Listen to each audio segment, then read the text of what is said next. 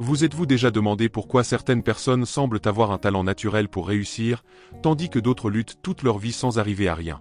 Existe-t-il un secret, un code mental que les riches et ceux qui réussissent utilisent sans que personne ne le remarque? La vérité est oui. Et le meilleur dans tout ça, tout le monde peut apprendre ça. Le problème est que la plupart des gens n'ont aucune idée qu'ils programment leur propre esprit pour l'échec. Et aujourd'hui, je vais vous montrer la reprogrammation mentale numéro 1 que les personnes qui réussissent utilisent, quelque chose qui peut transformer votre façon de penser, d'agir, et bien sûr, les résultats que vous obtenez dans la vie. Alors restez avec moi jusqu'à la fin, car cela pourrait changer la donne pour vous. Maintenant que vous savez que le succès commence dans l'esprit, comprenons l'un des plus gros obstacles qui empêchent les gens d'y parvenir, le mécanisme biologique de l'abandon. Il y a un neurotransmetteur dans votre cerveau, appelé noradrénaline. Il est responsable de la régulation de votre niveau d'effort. Mais voici le problème. Lorsque les niveaux de noradrénaline augmentent trop, votre cerveau interprète que l'effort n'en vaut plus la peine et vous abandonnez. Cela n'arrive pas seulement aux humains. Dans la nature, un exemple classique est celui d'un poisson coincé dans la boue. Il lutte un moment pour tenter de s'échapper, mais lorsque la noradrénaline atteint un niveau critique, il s'arrête tout simplement. Non pas parce que vous voulez abandonner, mais parce que votre cerveau éteint la motivation pour vous empêcher de mourir d'épuisement. Et c'est exactement ce qui arrive à beaucoup de gens. Ils se lancent dans un projet, un objectif, une nouvelle habitude. Mais lorsque l'effort semble trop grand, la noradrénaline monte et le cerveau envoie le signal. Abandonner. Mais c'est là que réside la différence entre les gens qui réussissent. Ils savent, même inconsciemment, comment activer la dopamine pour surmonter ce mécanisme et continuer à avancer. La dopamine est le neurotransmetteur de la motivation et de la recherche de récompense. Beaucoup de gens pensent que cela n'est lié qu'au plaisir, mais la vérité est que cela a un rôle bien plus important. Cela aide le cerveau à continuer à poursuivre des objectifs, même lorsque l'effort semble grand. Les recherches montrent que la dopamine est libérée avant même que nous obtenions une récompense. Par exemple, lors d'expériences sur des singes, les scientifiques ont remarqué qu'ils libéraient de la dopamine non pas lorsqu'ils recevaient de la nourriture, mais lorsqu'ils voyaient la lumière indiquant qu'ils pouvaient appuyer sur un levier pour l'obtenir. Là, et voici le secret.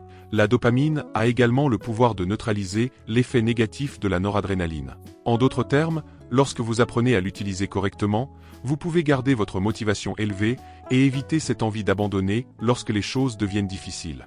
Et c'est exactement ce que font les riches et ceux qui réussissent. Mais comment font-ils cela en pratique? Maintenant, je vais vous montrer la technique utilisée par les personnes qui réussissent pour reprogrammer leur cerveau et rester motivés même face à des défis. Maintenant que vous comprenez comment la dopamine peut vous empêcher d'abandonner et vous garder motivé, la question se pose. Comment pouvons-nous assurer un flux constant de dopamine pour vous permettre d'avancer sans compter uniquement sur la volonté? La réponse réside dans quelque chose qui peut sembler simple, mais que la plupart des gens sous-estiment. La routine et l'organisation. Notre cerveau gère bien mieux la prévisibilité et la structure que le chaos. Lorsque vous vous réveillez sans savoir exactement ce que vous devez faire ou sans plan clair pour votre journée, votre esprit devient surchargé. Votre cerveau dépense une énorme quantité d'énergie simplement pour décider par où commencer, ce qui épuise votre dopamine, ce qui rend beaucoup plus difficile de rester concentré et motivé. Considérez votre cerveau comme un ordinateur. Lorsque vous avez trop d'onglets ouverts en même temps, il commence à ralentir. Avoir un agenda bien structuré revient à fermer ces onglets inutiles et à libérer davantage de mémoire RAM, pour ce qui compte vraiment. De plus, l'absence d'une routine organisée peut générer de l'anxiété et de la confusion mentale. Un exemple classique est celui de quelqu'un qui travaille à domicile, mais qui ne fixe pas d'horaire précis ni d'environnement de travail spécifique. Lorsque vous avez des réunions en pyjama au lit, votre cerveau ne comprend pas la différence entre le travail et les loisirs. Le résultat?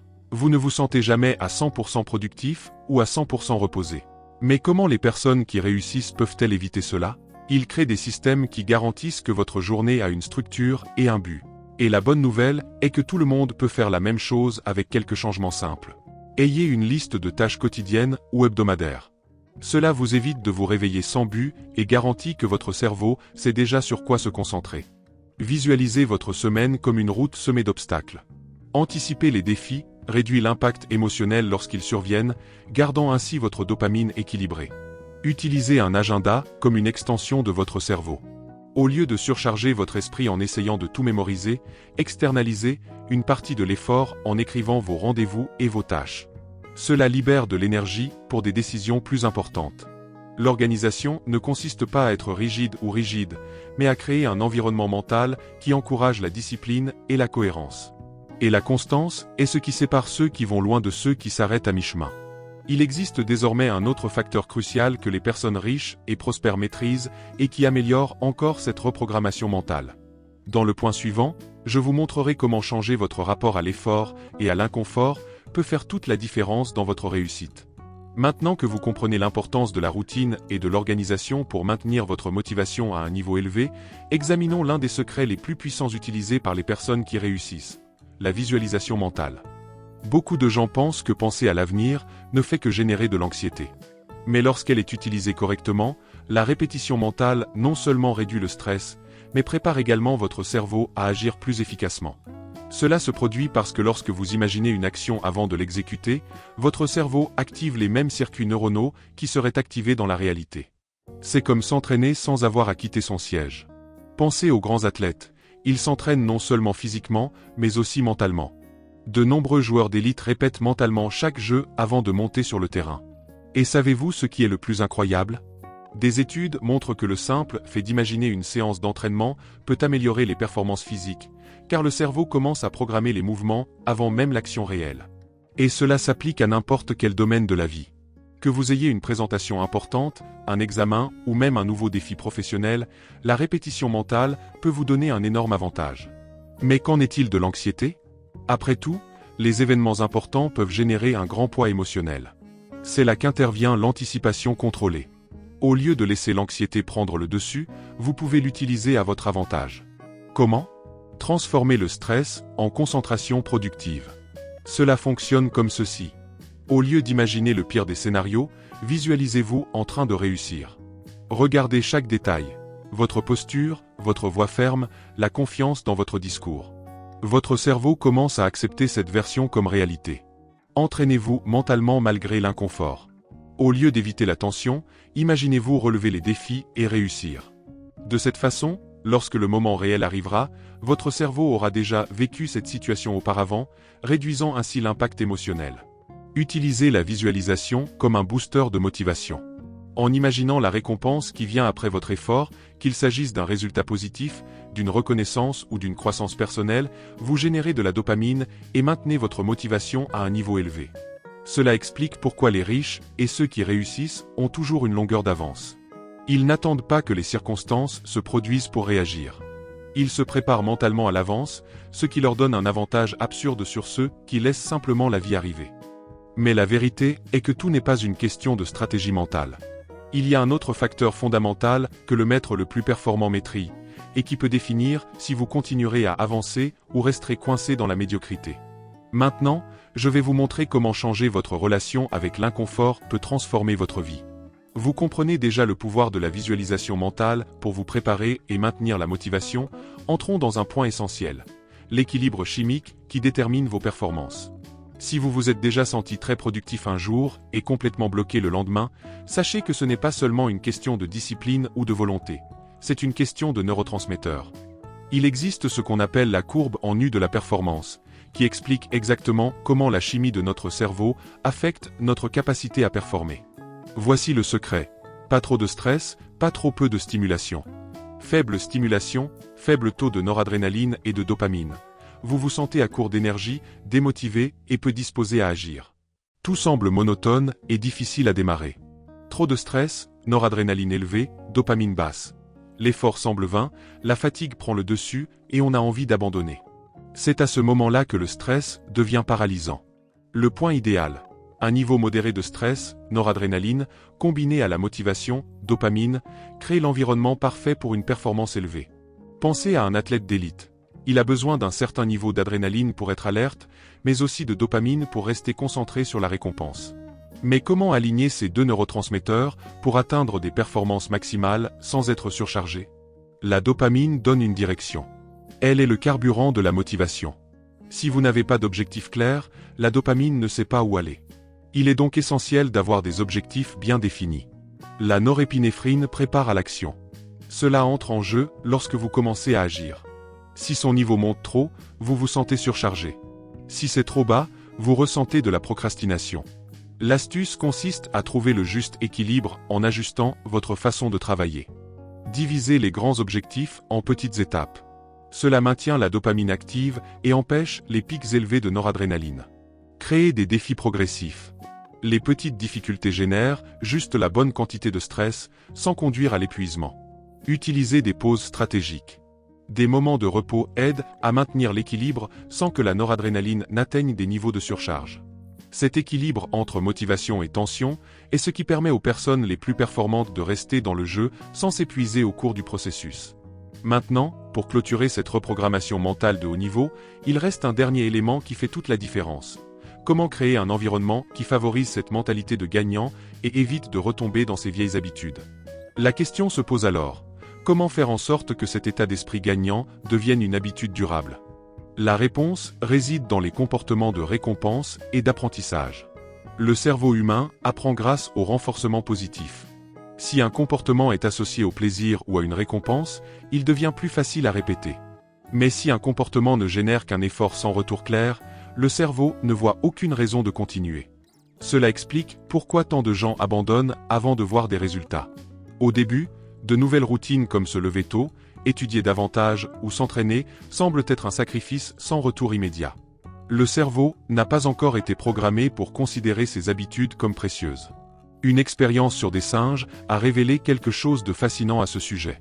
Les scientifiques ont observé que la dopamine n'était pas libérée lorsque les singes recevaient de la nourriture, mais même avant la récompense, au moment où ils voyaient la lumière indiquant la possibilité de gagner de la nourriture en appuyant sur un levier.